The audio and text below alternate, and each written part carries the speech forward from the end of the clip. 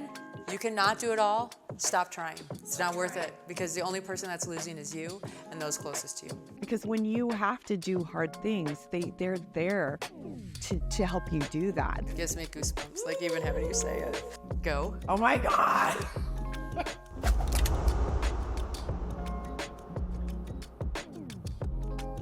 Hey, my co-host today is Kristina Dawn Pluta, who is my BFF. Woohoo! So I'm super excited to share her story, because this girl embodies courage like nobody I know. And sometimes when I'm in crazy environments, I can call on my friendship with her. I'm like, okay, she did these radical things that a lot of us don't have the courage to do. And if she can do it in that environment, I can do it in this environment. So I'm excited for everybody listening today. Thanks for joining us. Real time. Yes. This is a new format for the podcast. Before, I've done like the interview style. I just feel like there's too many of those. Mm-hmm. And so I want the intimate conversation, like where the truth comes out, where we actually meet each other in those raw moments. Mm-hmm. And then we have a lot of those conversations, don't we? We have too many. Yeah. The kids, dial it back, okay? Like, I don't need any more drama where Kristina has to hold my hand. I don't know. They have that saying that it says, just when you say my kid nevers, here they go nevering like they've never nevered before. Never, never. Yep. Never, never. Always, sometimes, yes. I mean, we've been friends for a few years now. And our relationship is one of those that proves time doesn't matter. Mm-mm. Right? Like your heart knows your heart and another being. And we must have been friends over many lives. Oh, absolutely. Yeah. Your story is one of courage, because you were that person, right? Like you were Mrs. Park City, throwing the big parties with the big house, like changing the Super Bowl industry and what those parties looked like and all the things. But inside, you knew that your intimate relationship was not what you deserved. And you had the courage to say, me first. Yeah. And I can't even imagine. Well, I think, and I would tell everybody listening, and watching, to try and give everything that you have to a relationship. But at some point, when you're dealing with people that don't want to put the time in, don't want to learn, don't want to become better, at some point when you start losing your soul and you don't even recognize who you are anymore, that's when it's time to go back to your power and to who you really are. And that's really what happened to me. And, I was dealing with a very narcissistic situation, and, and I couldn't change or fix the situation, and I gave it my all. But, there's a point that when you give everything, you try everything, and you can't even recognize yourself in the mirror, that you need to walk out that door. Yeah. And I actually always tell people, I think it takes more courage to leave than it does to stay. I mean, look at how many marriages we see that you're like, that's more uncomfortable for them than the unknown, right? They're so afraid to step into that other side or that other identity or that other piece. And I just love how you're like, no, this is my one life. And I tried and I gave it my all. And I did everything known under the sun to make this work. And it's not.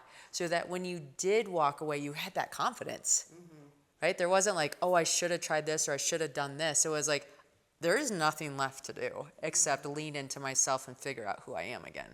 Right. And when I walked away, I mean, I had been running his business for like 6-7 years and building an empire for him. And he was very brilliant in the way that he set things up. And I mean, I don't need to get into that, but I walked away from everything and I had nothing. I know. And as scary as that is, I would choose that over finding my soul and finding myself again. And, and I did it with a child. But I would do that every day of my life than to be living unauthentically and miserable and having my soul kind of crushed every day. Yeah. So somebody who's in a spot that feels like they've tried everything and they've done everything, what's their first step?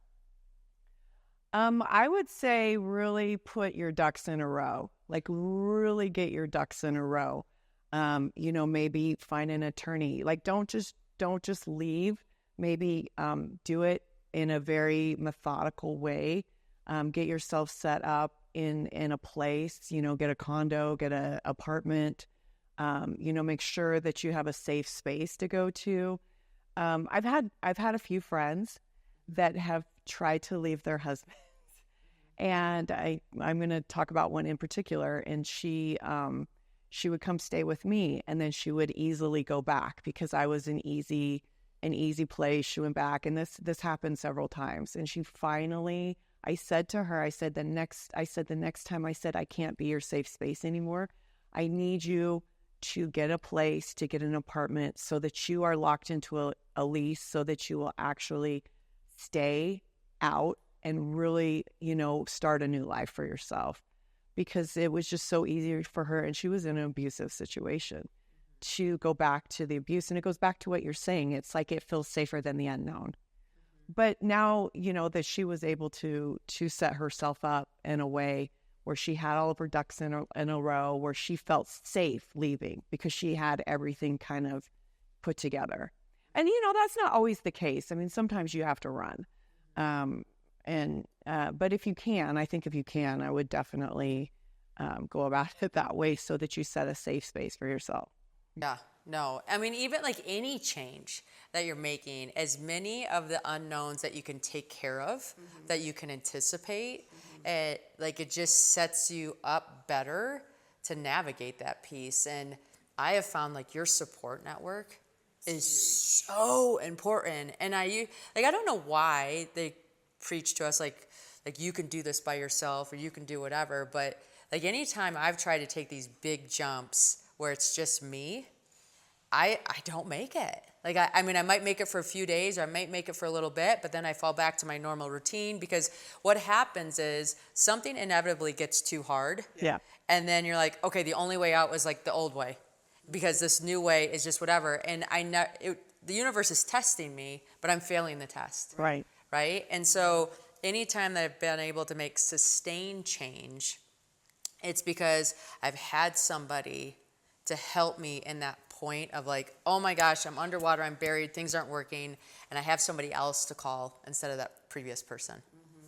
And I would say really surround yourself, and I preach this, is surround yourself with women that are strong and that are doing things, and they're not sitting around talking about other women or gossiping, because when you have to do hard things, they're there to help you do that. They know hard things. They know how to overcome things. They know how to take steps forward. And I've always surrounded myself with some of the most brilliant, and this, I know, right? it's your superpower. It is the most incredible humans and women. And I think that, like you say, superpower, but it does give you superpowers to do things or to be able to walk out of situations because you have that lifeline, No, your superpower is selecting amazing humans to pull from when you need them most. And I think a part of that is not being around women that live in victim mentality. Yeah. Because that starts to really like drain you and take you down. And it's hard to continue to step up and to step into your brilliance and into your beauty and to all the things that you can do in this life. And so I just say, put yourself around brilliant, beautiful women that they are encouraging each other and they're trying to make each other strong and they're trying to get excited about all of the amazing things that they're doing. Yeah. And that will change your life. Oh, truly. For sure. I mean, I think we both said to each other, you've saved me and I've saved you at times, like we save each other. It gives me goosebumps, like even having you say it. No, I know. We have such a powerhouse group of friends, and it's truly one person's success is all of our success. Amen. And I think divorce is a team sport. I think the climbing's a team sport, building a company's a team sport, raising a family is a team sport, and it's learning how to ask for what we need, which both of us could do a little bit better. Right. Yeah. Yes. So talk to Yeah. me about this event that happened this week that you kind of got that lesson. Well, I mean, I think, you know, I have to be in my masculine power all of the time. And I know that you have to be in your masculine a lot. And we actually don't really get to be in our feminine that much. And I think that I still am working on this, but I have a really hard time asking for help. I just try to take care of everything by myself. And, you know, my son had an issue with his car, and it's been several issues, and it starts to get overwhelming when, as a woman, I'm the beginning and the end when it comes to, I have full custody. His dad doesn't even live close. They don't have much of a relationship. So it just all is on my shoulders. And a situation that happened this week was, you know, like I mentioned with his car, and I talked to my dad, and then of course my dad talked to my uncle, and my uncle just showed up on my door. And like, cause he knows me and he knows I won't like say I need your help. And he showed up, and we ended up having a heart to heart. And he's like, Kristina, you're one of the strongest people I've ever known from the time you were little. He said, but there's people that want to help you. And he's retired now. And he, you know, it's like he felt so good to be able to help Jansen and to be able to take care of it, and to be able to give. And one of the other beautiful things that happened is that it gave my son an opportunity to see a man that shows up for him. Right. So instead of me just trying to take care of it, it was like someone showed up, somebody went with him, somebody got the new battery, somebody helped him with the other issue, and they showed him how to do it. And it was a man. Mm-hmm. Yeah, it was a man. And I need to ask for help because I need to present those opportunities to my son, so he sees that men are there for him, so that he sees that men show up for him.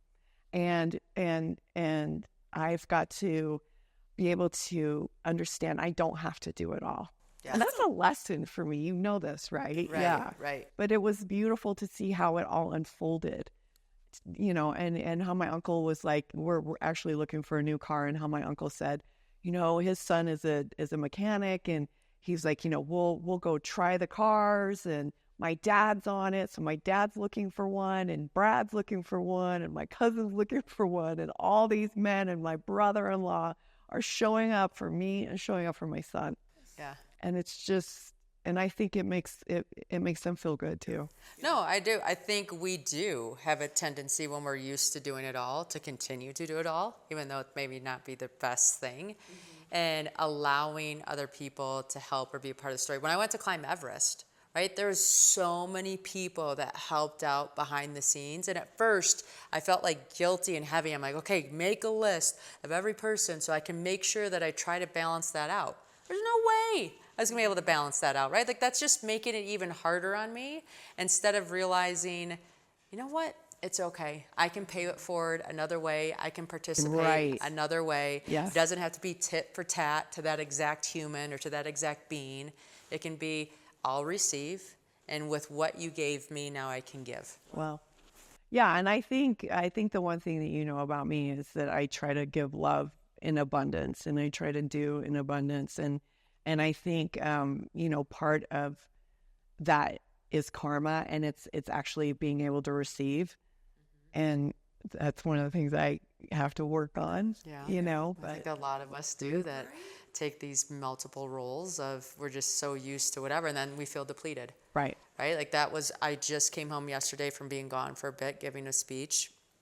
And I'm like, oh my gosh, I'm just so tired. I tried to sleep on the plane because I wanted to come home with the kids and give them energy.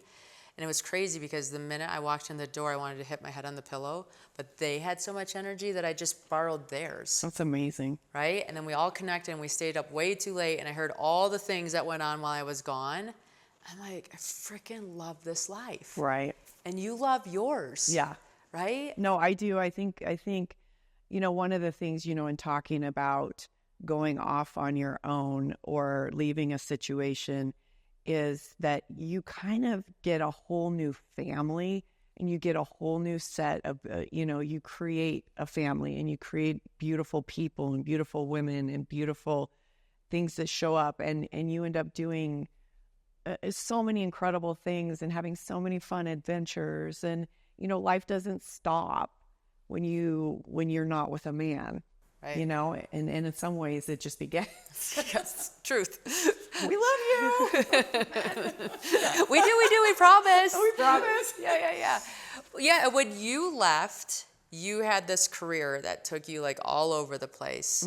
And all of a sudden you have this son. And you're like, wait, I can't do this anymore. Like I can't Right. walk out this door. So walk us through that transition, because that's a big scary thing to shift too. It was crazy scary, and I have to be honest. I had my son 6 weeks premature, and I worked in the sports industry. I did every major sport event: Super Bowl, Pro Bowl, NBA All-Star. I was traveling. I lived on a plane, and I, in my head, thought that I was still going to be able to do that career and still manage it and be Superwoman and, all the things. And when I had my son, I was supposed to be doing one of the biggest parties at the Super Bowl in Miami. And everybody was relying on me. I was supposed to be there, and I literally could not leave him. I couldn't. Yeah. And I kind of knew, I was one of the top women in sports at that time, and I knew that was kind of it. And I knew I had to transition into something that I could be a stay-at-home mom, but still have a career, because I think, I'm just such a career-oriented person, always have been. Yeah. And so I had to completely transition my life and completely recreate myself. And I did, and I did. And I still was able to stay in the creative of what I loved, and be a mom that was there every morning, be a mom that was there every day you got home from school, be able to be, a football team mom and all the things. And how did you build that flexibility and still build your career? Well, I think there's choices. And people either make money choices, or they make, I'm only going to get to a certain level. I really don't think we can do it all. And I think we need to quit telling women, you can do it all, you can be it all. You can't. You just can't. See, listen to that. You can't. Women, you cannot do it all. Stop trying. It's not worth it, because the only person that's losing is you and those closest to you. And so I've made a very conscious decision that I'm not chasing money. I'm chasing stability, and I'm chasing time, and I'm chasing experiences, and I'm chasing presence. And that's what I've done. And I've been able to maintain a life where my son is able to do most, if not everything, that all these other kids are able to do. We don't live in the 8,000 square foot house anymore. But I think that I've tried to give him the life that he had before to the best of my ability, but without sacrificing time with him or for myself or for my girlfriends, because that's where my value lies. It doesn't lie in money. And I actually had an interesting conversation with one of my really good girlfriends, Valen, who's like a badass. Yes. Shout out. We'll have to Valen probably someday too, Yes. friends, just to let you know. And we had a really meaningful conversation about this, and at what point, do you have enough? And how much more do you need to have? How much bigger does your house need to be? And how much better does your car need to be? And, what are we trying to prove? And what do we value? And really, you only have a certain amount of time. I mean, literally, you and I, with Jack and Jansen, we have a year and a half, right? And I would never trade the time with him, although, he Moments. We would trade moments with them. At the point when they hit 17, they don't want a lot of moments with you. Yes, true. But, I wouldn't trade being a very present mother for any amount of money in the world. Yeah. No, and I think something to highlight here is that, I don't know your career when he was younger because I wasn't here, but your career right now is envious of most humans. Like, you have this amazing design business, and you are working on some of the nicest homes in the country. And you are doing it at a level that allows you to attract these kinds of people while balancing your life. So it wasn't, you're not the overnight success, because there is no such thing as an overnight success. It is decades behind the scenes that all of a sudden look like an overnight success. But you are this hugely successful designer. And so those listening, like, how do you help them stay the course and just trust that they're doing what's good and it's going to work out? I mean, I just think be a good human. Honestly, I think that I'm very talented at what I do. So I think that, to have talent and to have perseverance. And I've always wanted to do things different than anybody else has done.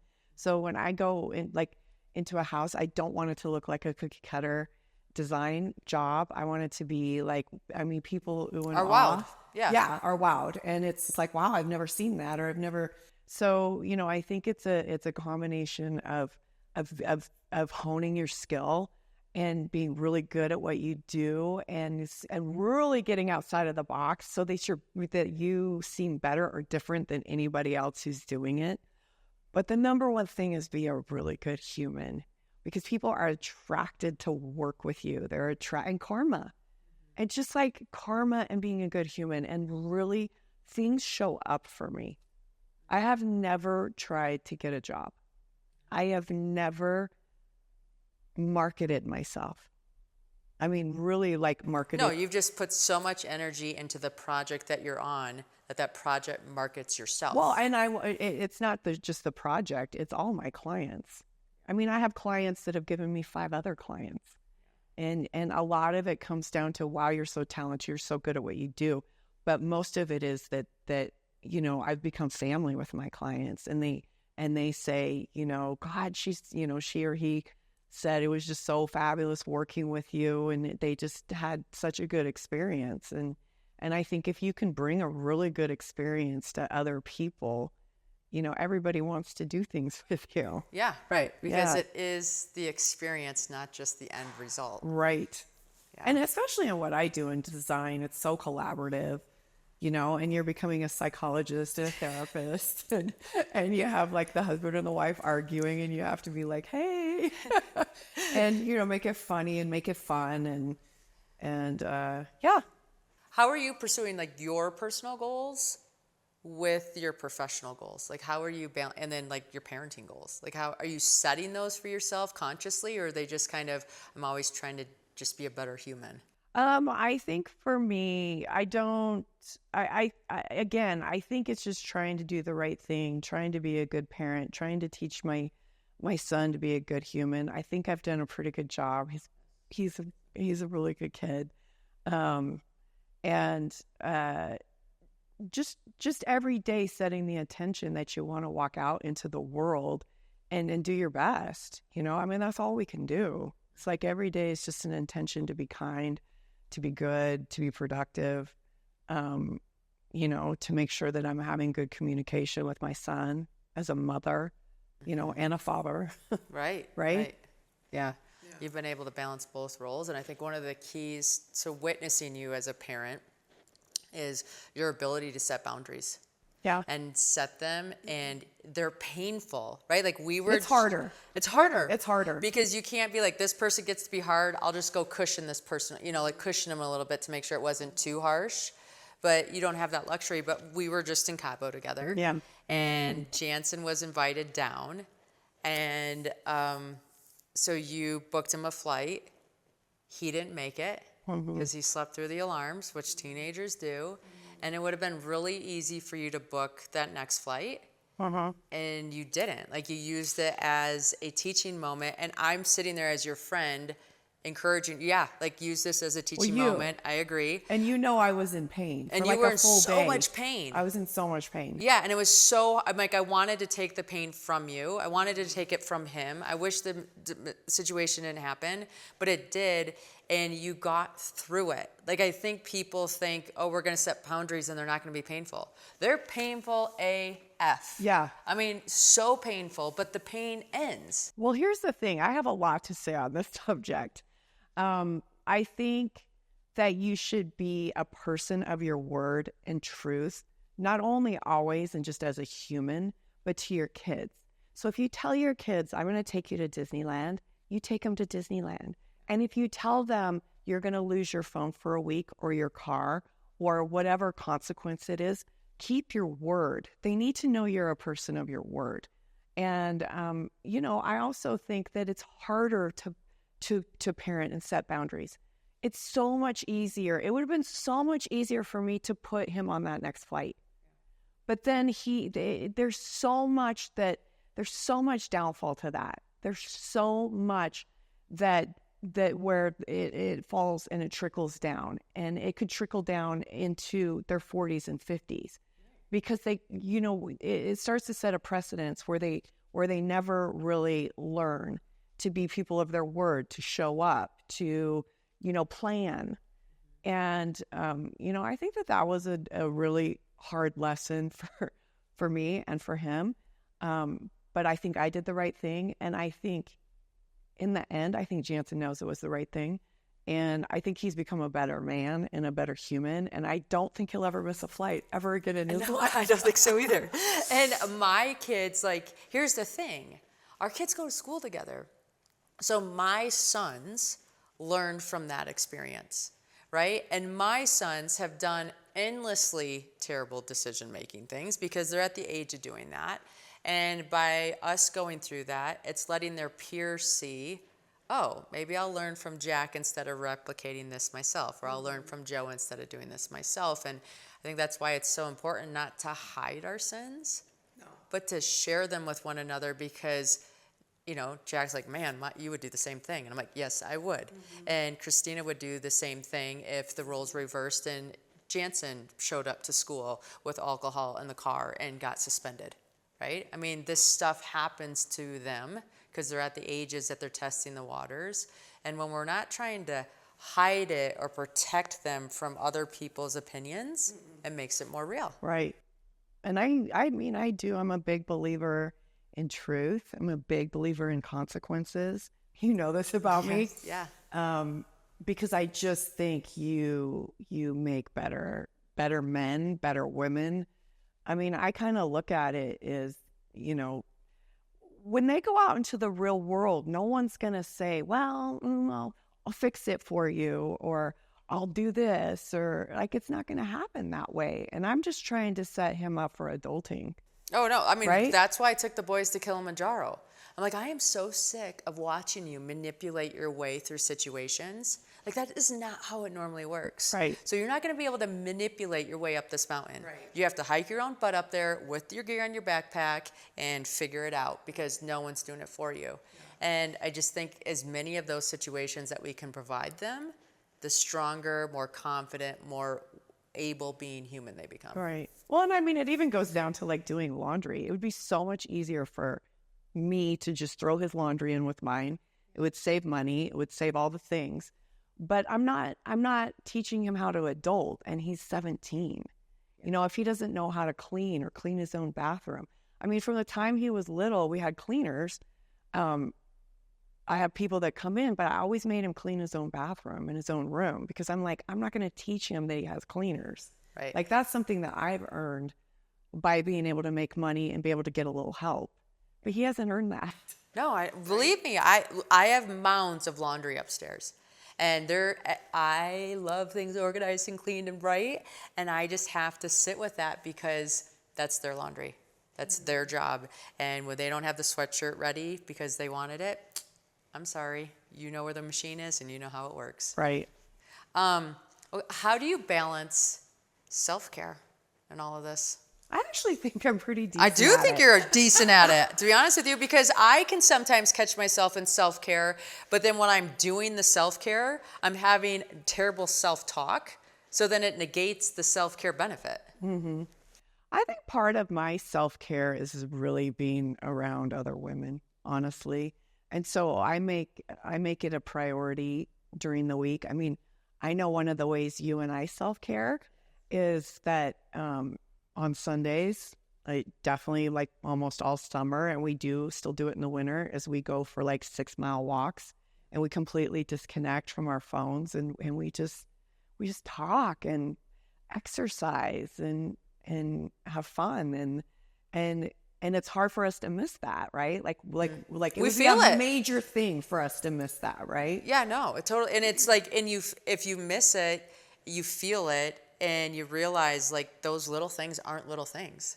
Right. They're what keeps us grounded and connected and showing up the way we want to show up. Well, and I think the other thing too, which I know you do a lot of, is for me is exercise. I mean, that's just like so important to my mental health. It's not just about looking good. It's just about my mind feeling good and my body feeling good. So I really do prioritize, working out for my soul and my brain more than even my body, if that makes sense. And, just having some special time with people you love. I mean, that's my self-care. It really is. It's what I do a lot of. I'm pretty good at it. In a healthy way. I don't think Yeah. you're good at it in a selfish way. I think No. you're good at it in a healthy way.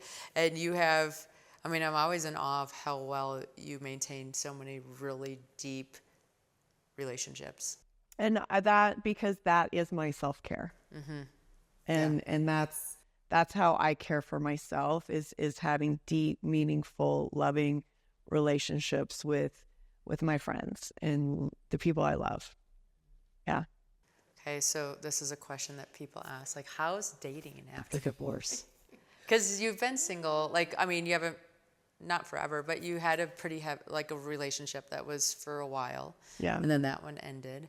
And so I think dating is, sometimes I date, sometimes I go through where I'm just not that interested. I think, the older we get, the harder it is to find like really good humans. And so I kind of go by the adage that, again, that I would rather have this beautiful life that I have right now than to be in a situation where I'm starting to lose my soul again. And that doesn't mean that I haven't had beautiful people show up, and maybe for one reason or another, it hasn't worked out. But I'm very careful about it, and I'm very, I think I vet people before I take the time, because when I have free time, I want to either be with my son, or I want to be with my friends, or, or doing things. And so for me to go on a date, like I have to really vet someone to know that I want to spend time with them. And so I try to do that. And how is it dating, having a teenager at home? Are you separating the two? Oh, very much so. And I would tell anyone that's single or divorced or to really not bring their kids in it. Yeah. Unless you're really sure that you're going to be with that person. I keep that completely separate because, my son's already been through traumas, and he's been abandoned by people, and I don't want to set him up to fail in that way again. And so, I think there's a lot of single people that bring their kids in real quick, and I think it only hurts kids. So, I would give the advice to be really cautious and careful about that, Yeah, no, and it's fun. There's a part of me that gets jealous of your dating life, if I had to be honest, because when you hang out with different people, you get to experience a different side of yourself. Right. And be like, oh, okay, do I want to live a life that more of this side of myself gets explored, or that side of myself gets explored, or, things like that. Well, I think I look at dating as just meeting really interesting people, and I always look at it like this is an opportunity for me to meet a friend, and whether that could be like a friend in business and then if something more transpires, then fabulous. But if not, it's just an opportunity to meet interesting humans, interesting people, interesting, No, I know. I love like when you're done with the date and you'll be like, okay, well, here's his story. And I mean, it's just fun to hear different ways of doing life or different like things that put them into the position that they are. And they're Right. Park City visiting or what, it's, yeah. yeah, it's been interesting for Yeah. sure. And I know, it's not like most of my dating does not end up romantic. I would say majority of it doesn't. It's just getting to learn somebody and meet new people, and it gets you out there, and it gives you an opportunity to have fun, and it's but it can be scary for people that have been out of it for a while. Yeah. So I think if you just have that outlook where it's like, oh, I'm going to meet a really interesting person, and maybe a friendship comes out of it, and if something more, great. I like that attitude. Yeah. Because then you're not putting the pressure on yourself. You're Right. not putting the pressure on the situation, yourself. You're kind of taking that all off the table. How are you going to go when Jansen goes to school in a year and a half? Are you thinking about that out loud? Or you're like, no, I don't even want to look down that No, there's road. part of me that's like, Go. oh my God. I mean, anyone who has raised teenagers, it's mind-numbing at times. No, totally. I mean, It's I called mind-numbing. school. I'm like, how many credits does he need to graduate? Like, could I get him Yeah, graduated right? by August and we just start him in college a year early? Because I think he needs to go to some other place. So I have that side of me that's like, oh God, I can't wait for him to. And then I have the side of me that's like, I'm going to have to be on Quaaludes at graduation. I'm probably going to be crying for, 6 months. So, I mean, it's both of those. But, I definitely think that, when we talk about dating, I haven't done a lot of dating. It's only been a few here and there. And that is because, I've been busy, trying to be a mom. And so I do think that there's a piece of it that's like, well, okay, maybe I really can be fully in a relationship because I'm not compartmentalizing myself in so many different directions, right? And so I think, and career-wise, I do think it's going to open up that space a lot more.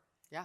Where I can do more career-wise, where I can take on more projects, where I have more free time. So, I mean, I don't think I'm unlike any other parent where part of it's exciting and part of it's like, it's sad. It's just different. Yeah. It's a transition. Yeah. Which is part of life. Right. But I think what's magic about you, and I think is a superpower that you have that would help the audience, is you're really good at enjoying the present. But you also know, okay, I have a year and a half and that's going to open up runway. And so, for example, you're a designer. You design homes, not just the interiors, but the structure and the idea. And restaurants. And med spas. And med spas. Truth. All the things. But you just got your realtor license. Well, I've had it. Okay. I've had it since Jansen was born, but it just is always, I used to do more of that. But I've always had it. And now I'm starting to want to transition back a little bit back into that also, so that I kind of have both sides.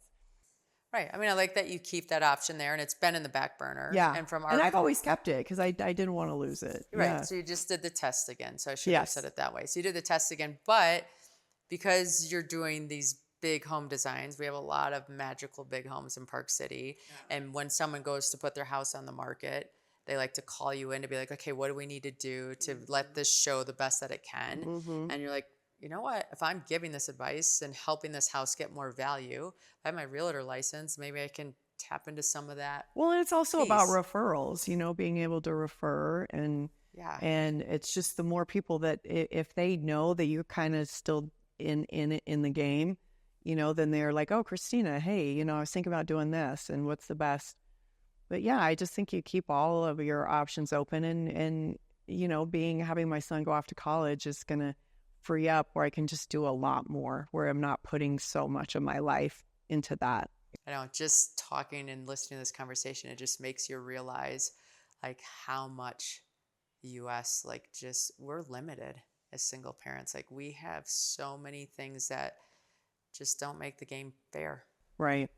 Well, that's a whole nother episode. Yeah, we're saving that for another day. Yeah. I promise you. Okay, so if there is somebody that's listening today and they have done everything and they're ready to go to that next level with the divorce or with the separation or with whatever, what are like 2 to 3 things that they can do first from your experience? Um, like I said before, I think building, a really good group around them and that can support them, that can be there for them, that can be sounding boards. And it's kind of like, I think I've said to you before, like, you got to just let me bitch and moan and then I'm going to get over it, or I just got to, cry and have my moment and then I'll be good the next day. And so it's kind of like, setting your friends up, like, I'm going to probably have a lot of this in the next year. And then, like I said, getting all your ducks in a row and getting yourself a really safe space, to be in. And then I think it's it's a bit depending on if you have kids, just making sure they're okay, making sure that they have resources, that they possibly have therapists or that they have, men or other women that they can talk to, or, there's a lot of, like, with my son where I have encouraged him, like, oh, this person had a similar experience, where their dad's kind of uninvolved, or where they can give them guidance and they can be able to talk about things. And, so I think that that's important too. Yeah. Yeah, I like that. Because if your kid's struggling, then you're going to struggle more. So if you know that you're taking care of them, then it's easier for you to be chill. That's like when I'm climbing or when I'm doing anything. It's like if everything's set at home, then I can be fully present where I am. If things are not set at home, then both things are just a mess, I have right? never struggled more or been in more heartache or more pain than when my son is struggling. Yeah. And I think that that's true of All parents. all parents. Yeah. Definitely. Like, we would take it on ourselves so much easier. So much easier. when But we they're hurting. realize like holding that space for them to navigate that is where they build their confidence to do their thing.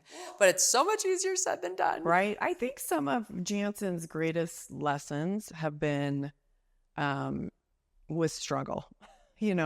I think he's just, I think he's so emotionally intelligent because he's been through some things and had to experience some things that, maybe not everybody does in a nuclear family that stays together, which that's not really even a true story anyway, because everybody has their things. But yeah, I think the struggle for them, I think a lot of times people also don't leave because they feel like that's going to hurt their kids. But I think the one thing that I've told my son is that every day he walks into love. He's not walking on eggshells. Every day he walks into a home where there's peace.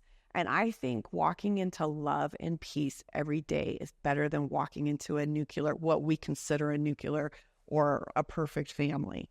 You can create your own love and your own perfection, even if it's just you and your child. Yeah. So much. Environment, right? Right. Our environment is so important. Right. Yeah. Love. Love. I Love you. love you too. Yay! Awesome. All right, friends, that is Kristina. And I knew you would love her as much as I do. She has taught me so much about life and just having that best friend to share all the good, all the bad, all the in between, and help check you when you're making these big decisions or looking at things from a different perspective. It helps. Yes.